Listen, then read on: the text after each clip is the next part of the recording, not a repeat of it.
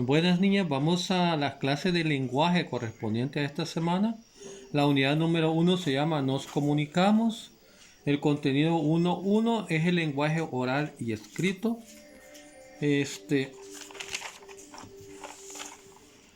Sabemos que las personas se comunican por medio de un lenguaje. Por ejemplo, el saludo de una niña hacia su padre cuando le dice buenos días papá. En este caso lo vamos a graficar con los elementos de la comunicación, que es el emisor, el receptor, hay un código, un canal y un mensaje. Por ejemplo, en este saludo que dice buenos días papá, la niña sería el emisor, se lo envía al papá que sería el receptor. Lo hace por medio de un código que es el lenguaje español y el canal que ocupa es el aire. El mensaje que él está enviando, el mensaje sería el saludo, lo que le dice, lo que le está enviando al papá, ¿verdad? El lenguaje puede ser oral o puede ser escrito. Tenemos algunas diferencias entre lo que es un lenguaje oral y el lenguaje escrito. En el lenguaje oral se utiliza como canal el aire. En cambio, en el lenguaje escrito utilizamos varios soportes, como por ejemplo puede ser el canal, un papel, una lámina o algunos medios electrónicos, otras formas como lo vamos a enviar ese mensaje. Además, en el lenguaje oral se utiliza la palabra oral, por ejemplo, una conversación telefónica, y en el lenguaje escrito se utiliza la palabra escrita, por ejemplo, un correo electrónico. Hay que reconocer también que hay diferencias entre el lenguaje oral y el lenguaje escrito, porque nos permite a los emisores darse a comprender y a utilizar mejor los recursos que vamos a utilizar. El lenguaje oral y escrito se diferencian por el canal y los recursos del código que utilizan. Se utilizan gestos, aclaraciones, hay uso de negritas, subrayado, etc. Los demás elementos de la comunicación se emplean igual en los dos casos. Tenemos unas actividades que me van a desarrollar. Subraya los ejemplos donde se utilice el lenguaje oral. Una entrevista oral, el llanto de un bebé, la señal de alto. Otra actividad va a numerar del 1 al 5 en orden de importancia los aspectos que para ti son esenciales en la comunicación escrita. Tenemos la ortografía, la concordancia, el vocabulario, el orden de las ideas, la decoración de la página. Además, pedirles que busquen 3 recortes que ilustren el lenguaje escrito y 3 que ilustren un lenguaje oral. Y lo van a pegar en su cuaderno. Vamos a la clase 1.2. Se llama el diálogo oral y escrito. El diálogo es una conversación que se realiza entre dos o más personas, llamadas interlocutores. En él se intercambian opiniones, sentimientos, emociones y pensamientos. Estos pueden ser de dos tipos: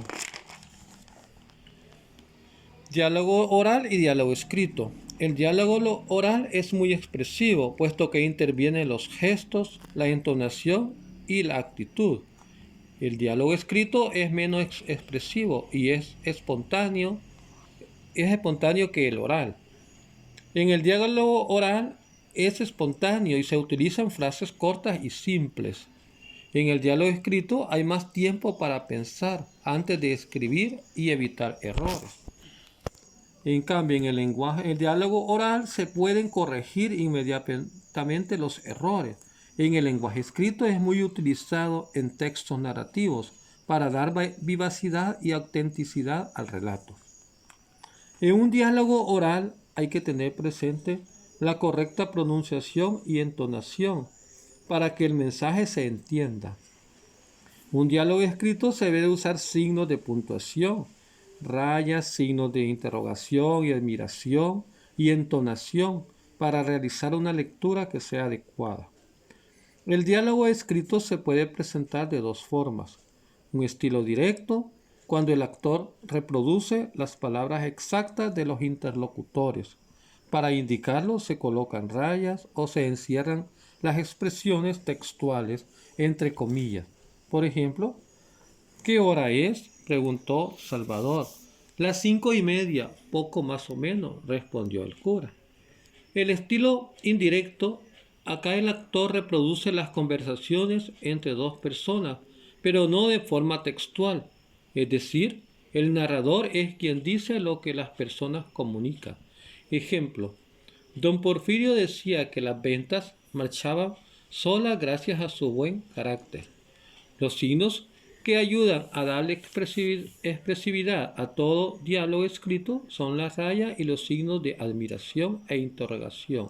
Ejemplo, Byron, ¿vendrás mañana? Claro, ¿cómo crees que no? Aquí hemos usado los signos, el guión, la rayita y los signos de interrogación y de admiración.